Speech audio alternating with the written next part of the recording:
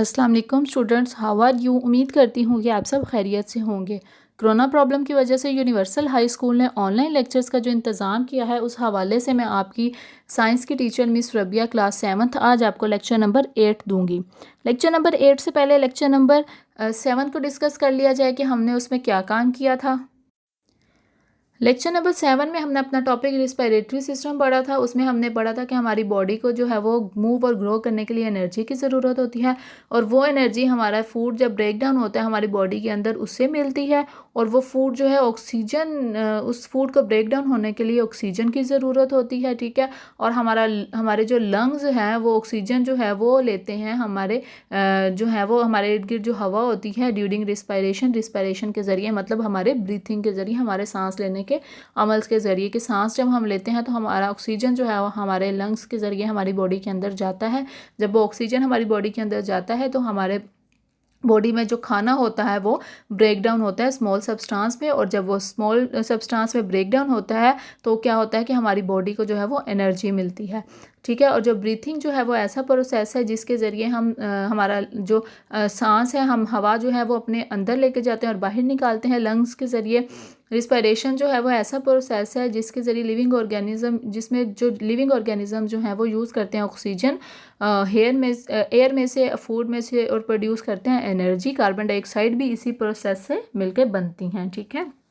हमारे बॉडी के वो पार्ट्स जिनको ब्रीथिंग की सांस लेने की ज़रूरत होती है वो भी रिस्पायरेटरी सिस्टम ही से होती है। उसके बाद हमने पार्ट्स ऑफ रिस्पायरेटरी सिस्टम पढ़ा था।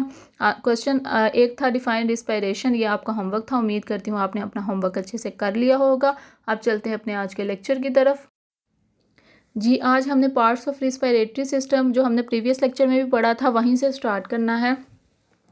Our respiratory system consist of the, हमारा रिस्पायरेटरी सिस्टम जो है वो कंसिस्ट करता है हमारे नोज़ पे, हमारे जो है थ्रोट पे, हमारे विंड पाइप पे, एंड ब्रीथिंग मसल्स पे और लंग्स पे, कि हमारे नाक पे, हमारे गले पे, हमारा जो विंड पाइप है उस पे, हमारे जो ब्रीथिंग मसल्स हैं उस पे, और हमारे लंग्स पे, ठीक है। इसके कितने जो है पार्ट्स है रिस्पायरेटरी सिस्टम के? एक नोज़ है, थ्रोट है, विंड पाइप है, ब्रीथिंग मसल्स है और लंग्स है, ठीक है। 5 इसके पार्ट्स हैं। आज हमने जो पढ़ना है वो है नोज़ एंड थ्रोट, नाक और हमारा गला। The air enter through our nose और माउथ। अब जो हवा हमारे अंदर एंटर होती है वो हमारे किसके ज़रिए होती है? हमारे नाक और हमारे मुंह के ज़रिए। Our nose has hair and mucus to clean moist and warm the air. अब क्या है कि जो हमारे नाक के अंदर हेयर है या म्यूकस है वो क्लीन करते हैं हवा को, जो हमारे अंदर हवा जा रही है उसको क्लीन कर देते हैं, साफ़ कर देते हैं। Mucus is a sticky liquid. अब म्यूकस जो है एक स्टिकी लिक्विड होता है, थिक जो है वो थिक जो है एक लिक्विड होता है। Dust particles and germs present in the air stick to the mucus. अब क्या होता है कि जब हम सांस लेते हैं, मट्टी जो है, हमारे डस्ट पार्टिकल्स जो हैं हमारे नाक में जो है ये जर्म्स वगैरह जो हो गए वो हमारे नोज़ में जब एंटर होते हैं तो वो स्टिक हो जाते हैं उस म्यूकस के साथ, उस म्यूकस के साथ चिपक जाते हैं। The air enter the throat and pass through the larynx. अब जो हवा एंटर हो रही है हमारे गले से वो जो है पास होती है किसके ज़रिए? लैरिंक्स के ज़रिए, ठीक है।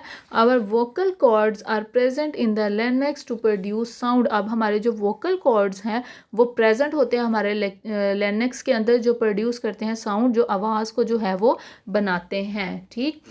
अब ये नोज़ एंड थ्रोट का जो आपने प्रोसीजर पढ़ा उसमें आपने यही पढ़ा कि जो अब हम हवा जो है हमारे नोज़ और मुंह के ज़रिए या हमारे नाक और मुंह के ज़रिए जो हमारे बॉडी के अंदर जा रही है, तो हमारे आपने फील किया होगा ये अपना नोज़ का, मतलब देखा होगा जब हम मिरर के सामने देखें अपने नोज़ में तो आपको अपने नोज़ में बाल नज़र आएंगे, ठीक है। और यह एक म्यूकस, एक लिक्विड टाइप चीज़ नज़र आएगी।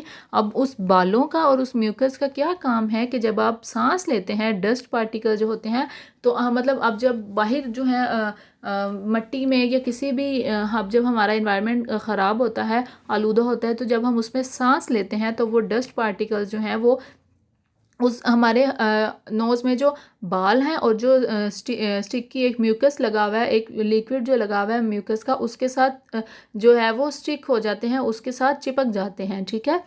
तो क्या होता है कि जो साफ़ हवा है फिर हम वो अपने अंदर जो है खींचते हैं। The air enter the throat and जो हवा हमारे गले से पास होती है, हमारे गले के ज़रिए अंदर आती है, वो हमारे लर्नेक्स के ज़रिए फिर आगे पास होती है। और ये लर्नेक्स जो है वो उसके अंदर एक वोकल कॉर्ड, एक कॉर्ड लगा होता है जिसके ज़रिए हमारा जो आवाज़ है वो प्रोड्यूस होती है, हमारी आवाज़ जो है वो बनती है।